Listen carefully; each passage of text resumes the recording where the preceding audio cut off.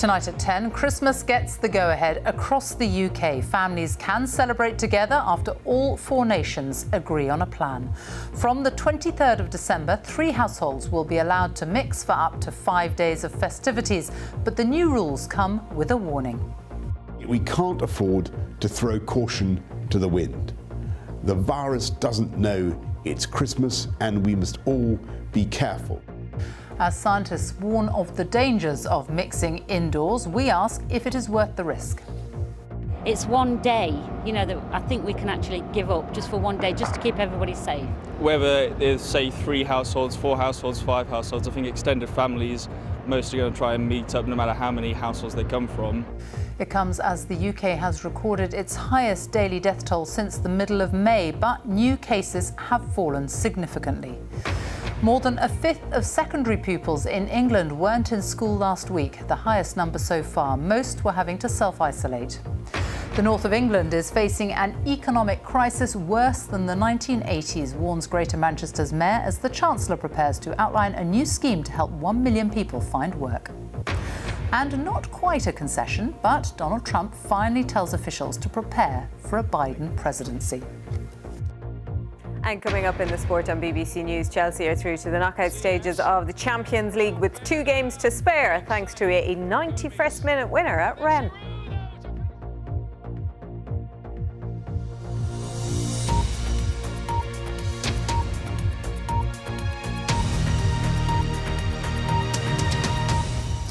Good evening. Families will be able to spend Christmas together after a plan for the whole of the UK was agreed today.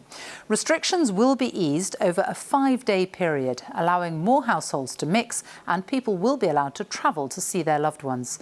Tonight, the Prime Minister stressed that Christmas would be different this year, and he warned that families would need to make a personal judgment about visiting elderly relatives and the vulnerable. This is what has been agreed across the UK. Up to 3 households will be able to mix in each other's homes, but you can't go to pubs or restaurants. You will be allowed to travel to see family, and you can go anywhere in the UK. The new rules cover just 5 days, from the 23rd to the 27th of December. Here's our Deputy Political Editor, Vicky Young. Preparations are underway across all 4 nations of the United Kingdom for a Christmas that won't be like any other. Coronavirus means that for months we've all had to live with regulations telling us who we can see and where. For a few days, the rules will be relaxed. This year, Christmas will be different. Many of us are longing to spend time with family and friends, irrespective of our faith or background, and yet we can't afford to throw caution to the wind. The virus doesn't know it's Christmas, and we must all be careful. Many will welcome the move, but what about places like Loughborough, where there's been a spike in coronavirus cases in recent days? Well, I think I'd rather it didn't happen, because I think we need to be, if we keep safe now, hopefully in the new year we can move forward. I think it's inevitable because people would do it regardless of whether they were allowed to or not. So, yeah, it's the only choice they could make. Diwali's just happened, they've not been able to celebrate. Muslims, they've not been able to celebrate Eid, and the Jewish community haven't been able to celebrate either, so I just don't really think it's very fair. I think it'll create more COVID cases. The hospitals are already, under pressure. I don't see why they should be put under it anymore, just by letting us have that week of Christmas. Detailed guidance for Scotland and Wales will be issued on Thursday, but the broad message is take care. We're asking people to keep well within these limits because there is a risk to households coming together, and therefore if you feel you can get through this Christmas without seeing other people, or if you can see people for one day and not across 5 days, then try to limit your interaction. This is not an instruction to travel, it's not an instruction to meet with other people. People should still use a sense of responsibility, should still ask themselves whether what they are doing is keeping themselves and other people safe. Northern Ireland has been given a slightly longer window from the 22nd to the 28th of December to allow time to travel between the nations. We recognise that for a lot of people this is an oasis, if you like, that is coming up, and they're looking forward to it. And of course it is good to get together for many people who have suffered from mental health issues over the year, who feel isolated during this time. The plans mean people can get together in a bigger group for a few days, but there will still be limits. You can gather in a private home or a place of worship, but most people still won't be able to go to the pub or to a restaurant together. There is, though, flexibility in other areas. Children whose parents are separated will be able to see both of them over the festive period. And then there's the question of enforcement. At times, the police have been accused of being heavy-handed, but they're playing down the chances of penalty fines while the crackers are being pulled. I will not be tasked in my offices to be knocking on people's doors on Christmas Day and interrupting the turkey because people may or may not have breached it. I'm sure that's what's behind the government thinking, so we'll see what the rules and regulations come out, but we will continue to police it in a very pragmatic way, Christmas Day or not. Many will seize the opportunity to celebrate Christmas with others, but political leaders across the UK are urging caution. Vicky Young, BBC News, Westminster. So what are the risks of relaxing the restrictions? The government's scientific advisors are warning that transmission of the virus is most likely when people meet indoors. Our science editor, David Shookman, has been looking at the latest research. It's traditionally the time of year for celebrations, but when friends and family crowd together and maybe relax about COVID for a while, the coronavirus can easily spread. And scientists say that scenes like this can lead to infections.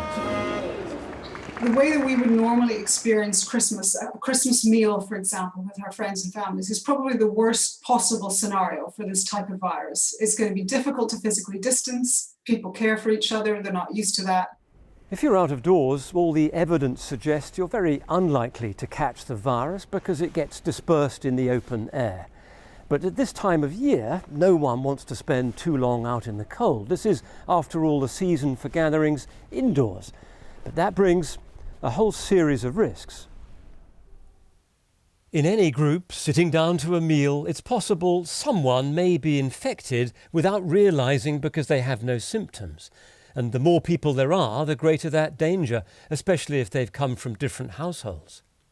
One risk is from sharing, because dishes or bottles could be contaminated as they're passed around. Another is that if someone is infected, they'll release the virus as they talk, and more emerges the louder people are as they project their voices. Hour by hour, the longer everyone's together, the more it can accumulate in the air. And if the windows are closed against the winter cold, there'll be no fresh air to dilute the virus, again increasing the chances of infection. By opening windows regularly throughout the day, you can remove the infected particles. So the government's advice is to open windows, which might make the room colder, but should clear the tiny virus particles known as aerosols. Hands, face, space. There is growing evidence that if you are in a poorly ventilated space for a long period of time with people who are infected, that you may be breathing in those aerosols, and that might be one of the routes of infection. And especially in a social setting where the chances are you're not wearing a face covering. So the guidance is to reduce the numbers getting together and maybe save a big gathering for the summer. Avoid sharing plates and utensils. The American government says everyone should bring their own. And keep the event as short as possible. But even with measures like this, the elderly and other vulnerable people may still be at risk. The virus doesn't know it's Christmas. It doesn't know it's after 10 o'clock at night. It doesn't know whether it's in a pub or in your house. It is just a virus, and it thrives on human contact. So there's a Christmas balance to strike between the chances of infection and the benefits to morale. And getting that right won't be easy. David Shookman, BBC News. Our Deputy Political Editor, Vicky Young, joins me from Westminster. And that's the point, isn't it? There are going to be many who welcome the new rules, but they will also give a lot of people pause for thought. Yeah, and the message very much is caution, isn't it? And it's worth saying this is not a free-for-all. It doesn't mean that on Christmas Eve you can meet up with 2 households, and on Boxing Day another 2. Those Christmas bubbles have to be fixed over those 5 days. And the government says it's a proportionate response, that it allows people to spend some more time with family and friends without the virus transmitting in any significant way. But be in no doubt, scientists do think there will be a rise in cases because because of this. And that's why very much people being urged to use their judgment, the personal judgment that many people have used throughout this pandemic, especially when it comes to the elderly and vulnerable, saying just because you can do this, it doesn't mean that you have to. And I think a reminder to people, particularly in England, who will find out, many of them on Thursday, that they will be over Christmas in areas where there are other restrictions going on, those tiers that areas are going to be put into. There could well be pubs and restaurants closed in many parts of England as well as the rest of the UK. I think the idea of big Christmas parties are very much off the agenda. Vicky, thank you. Well, there is more information about the new rules for Christmas and who you're allowed to see and where you're allowed to travel to on our website. That's bbc.co.uk/news. Well, the plans for Christmas socialising come as the latest government figures show a big fall in the number of new coronavirus infections recorded in the latest 24-hour period. There were 11,299 cases. That's down more than 4,000 from yesterday. The average number of new cases reported per day in the last week is now 18,295.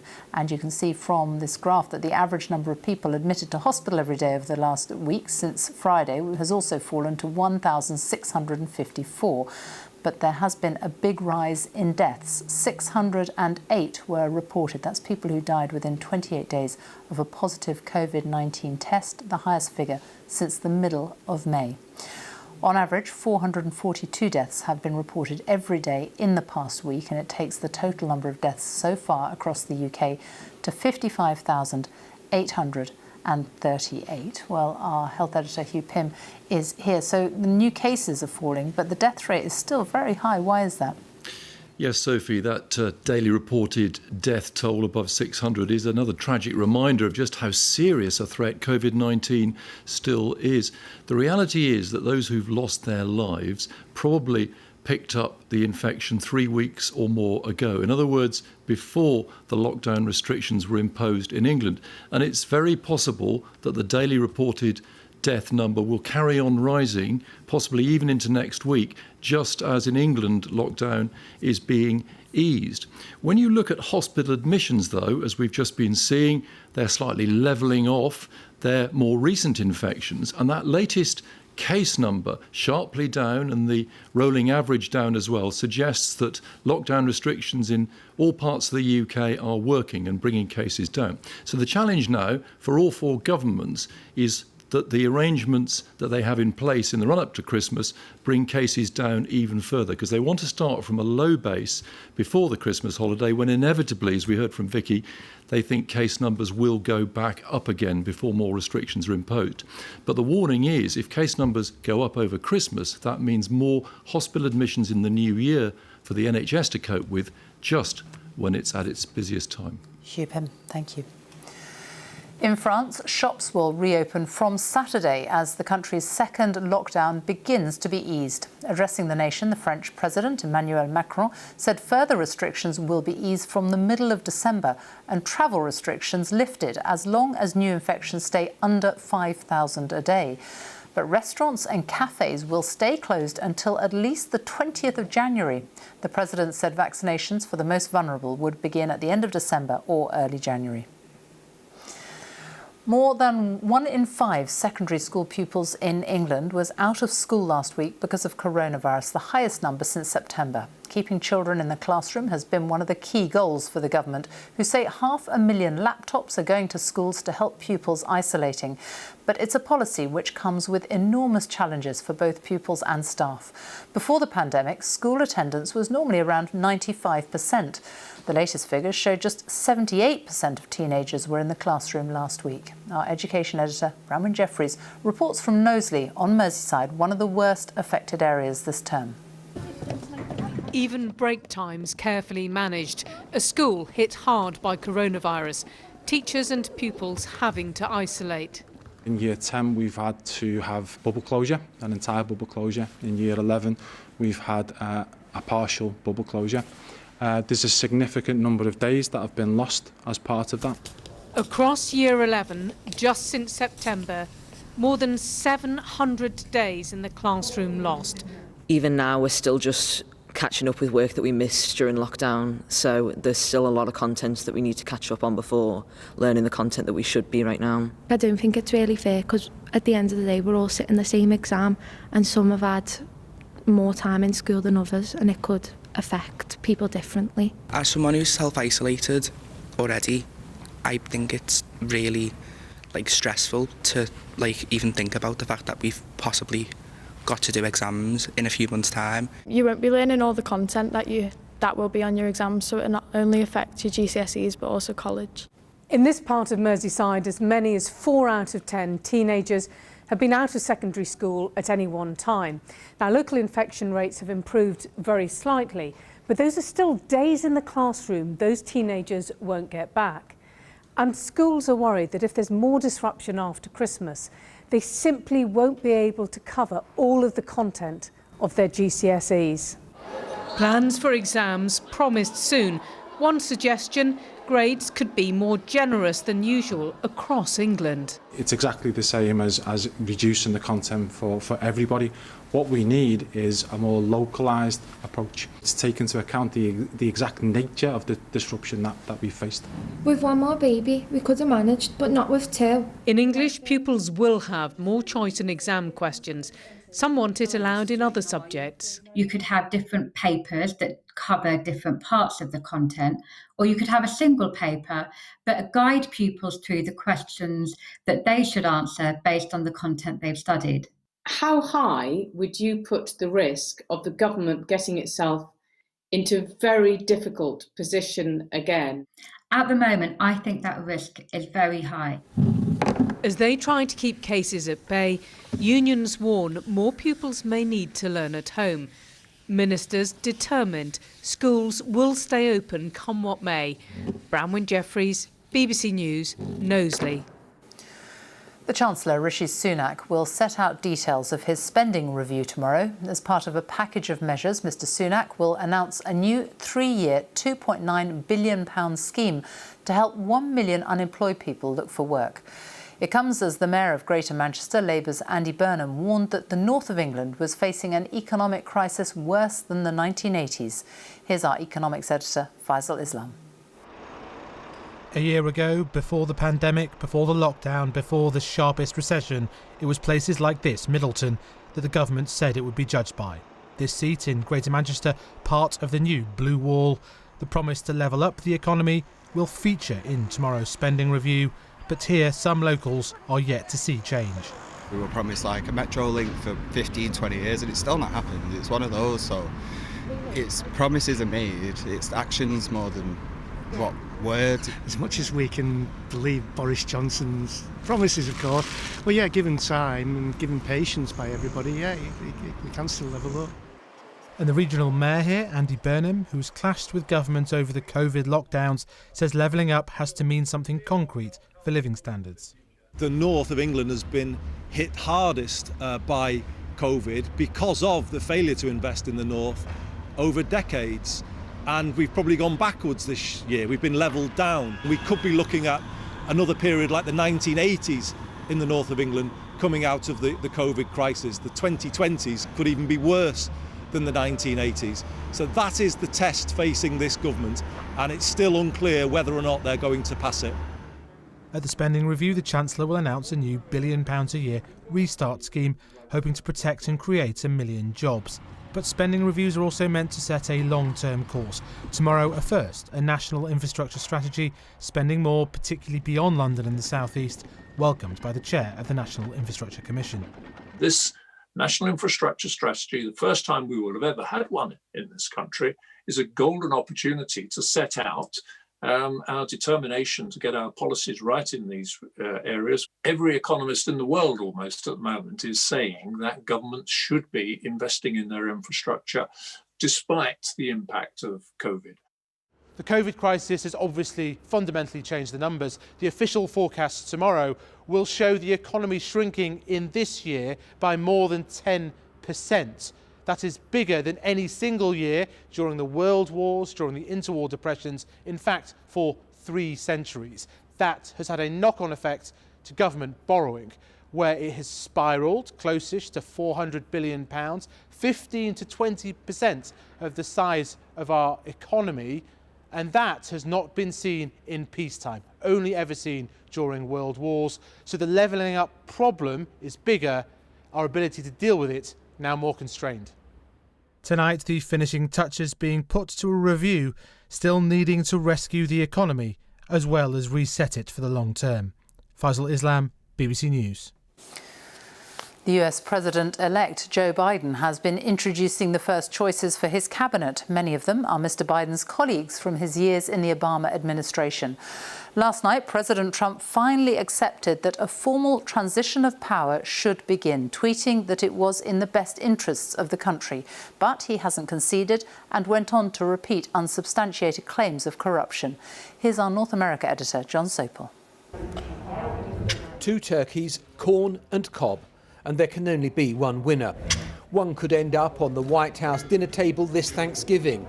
The other will be pardoned to roam free. Corn, I hereby grant you a full pardon. So Corn lives to fight another day. If only all head-to-head battles connected to the White House were that easy to resolve. The president today sounding defensive. We send our love to every member of the armed forces and the law enforcement heroes risking their lives to keep America safe, to keep America great, and as I say, America first. Shouldn't go away from that, America first. But Donald Trump has made the most significant move to accept the result of this election, announcing that the formal transition process could get underway, tweeting, "Our case strongly continues. We will keep up the good fight, and I believe we will prevail. Nevertheless, in the best interests of our country, I'm recommending that Emily and her team do what needs to be done with regard to initial protocols, and have told my team to do the same." The Emily is Emily Murphy, the head of the hitherto obscure General Services Administration, which facilitates the transition of power to Joe Biden. But as more and more key states are certifying their results, last night Michigan, today Pennsylvania and Nevada, Republican leaders have been urging Donald Trump to accept the inevitable, something he's reluctant to do, though legal routes have all but disappeared. Just as President Richard Nixon and Watergate gave us the non-denial denial, so Donald Trump has given us the non-concession concession. He's vowing to fight on, but he's running out of road, and all the time Joe Biden is taking the steps that will ensure he becomes the president on January the 20th. And Joe Biden is forging ahead, today formally unveiling the people who'll play the key foreign policy and national security roles in his administration.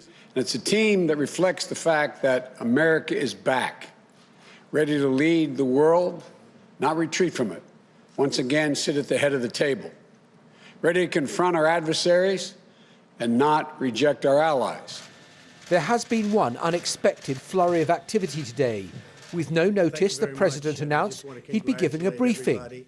Would this be the formal concession, the offer of congratulations to Joe Biden? No, Mr. Trump came to take credit for the stock market reaching a record high, and then walked out after just 1 minute. John Sopel, BBC News at the White House. Let's take a look at some of today's other news now. And it's emerged that a junior civil servant foiled a plot by a criminal gang to steal £1 billion from the universal credit system. The officials spotted that dozens of stolen identities were being used to make claims, with the money paid into one bank account. Further investigation showed there had been more than 100,000 fraudulent applications. The parents of Harry Dunn, who died after his motorbike was involved in a crash outside an RAF base in Northamptonshire, have lost their High Court battle against the Foreign Office over whether their son's alleged killer had diplomatic immunity. Ansa Koulis, who was accused of driving on the wrong side of the road, was allowed to leave the UK after he died. Scotland has become the first nation in the world to pass legislation making products for periods freely available. The Scottish Parliament voted unanimously in favour of the Period Products Bill, which makes it a legal right to have free access to sanitary products in public buildings. Changes to quarantine rules mean people arriving in England from abroad from the 15th of December will be able to more than halve their time in isolation if they pay for a COVID test after 5 days. The tests from private firms will cost between £65 and £120.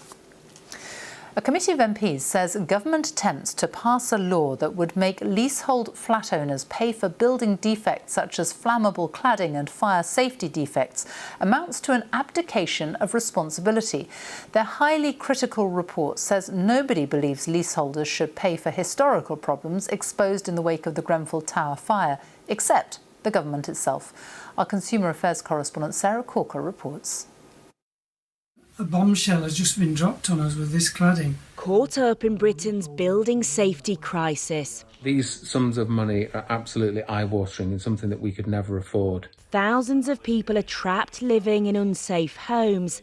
These flat owners in Salford say they face repair bills of up to £100,000 each. And if I'm made bankrupt by this, I lose my job, my career and my home. When they bought apartments here at Millennium Point and Tower, they were told they were safe, but fire safety defects have been found behind the cladding. Fixing it could cost millions. The Grenfell Tower fire exposed serious failings with building regulations. New laws are coming designed to remedy those flaws. But a critical report by a group of cross-party MPs warns the legislation fails to protect leaseholders from spiralling costs. The Housing Select Committee concluded leaseholders should not pay anything towards the cost of remediating historical building safety defects. It said the £1.6 billion Building Safety Fund will prove insufficient, and in the short term, the government must foot the bill. Just up there on the left. Back in Salford, Paul and Jake were first-time buyers at Millennium Point, and they welcomed today's report. Ultimately, we purchased properties in good faith, and the buildings overall either change in regulations or they either weren't built correctly to begin with. So how is it fair that them costs fall down us? And it's great that the voice has finally been heard by the Select Committee. We don't have that money. It's very difficult for anyone in our kind of situation, like a modest-sized flat, to have that sort of money. Clive Betts. In the Commons today, the Housing Committee chair described government support as totally inadequate. To make all high-rise buildings totally safe and remove all defects, the total bill could be as high as £15 billion, and leaseholders should not have to pay that. But the Housing Minister said he couldn't rule out leaseholders having to meet some of the costs, and said building owners have a responsibility too. Because we cannot write an open cheque on behalf of the taxpayer. That would send the wrong signal to developers and those who are responsible for these buildings that they do not have to pay because the taxpayer will. But 25 Conservative MPs have expressed concern about the government's proposals, and across Britain people are living with the constant uncertainty of who will pay to fix this crisis. Sarah Corker, BBC News in Salford. Back now to our main story in the news that families can now start planning for Christmas. The new rules have been welcomed by many who are desperate to spend time with friends and family again. But for others, the chance to socialise more is throwing up all kinds of dilemmas. John Kay reports from Plymouth. All Sam wants for Christmas is Christmas. It's the only time of the year that I get everybody together. It is very important and it is special. She's desperate for her children and grandchildren to see the tree inside and to celebrate like they do every year. It's not the presents or anything else, it's having all my family around me. That's the important thing. Even if it's only just for one day, just to let families get together to enjoy Christmas. And what about the risks to public health of people mixing? I think that's the problem. People cannot go silly. They have to be sensible if they want to do this. Otherwise, we're just going to have a really rotten January. Little gatherings would be okay, maybe, hopefully. It's a big decision for politicians and for families right across the UK. Some say it should be up to individuals, not governments. Others say it's wrong to prioritise one religious festival. Hi, Dad. Hi, Nay, how are you? I guess this is what Christmas might be like. If this is as good as it gets. Naomi and Roy are resigned to an online Christmas. They've decided not to make their usual trips between Devon and South Wales, even if it's allowed. I'd love to do it, but no. I will be advising them that that's not a good idea, especially as I feel like there's so much hope with the vaccine development. Just seems like it's too high risk, regardless of what we're allowed to do and what the rules say. How do you react to that, Roy? The only thing that's missing is the physical contact. And if that has to be, then I would rather miss out in 2020 if it guaranteed we could do what we normally do in 2021. But he'll miss having fun with his grandkids. Looking a little bit Santa Claus there, Roy, maybe, with the beard? You're not the first one to call me that. It's all about family. Family and making memories. Tonight, Sam is hopeful, building a grotto in the garden, planning for the Christmas she's been dreaming of. John Kay, BBC News, Plymouth. And that's it from us. Now on BBC One, it's time for the news where you are. Good night.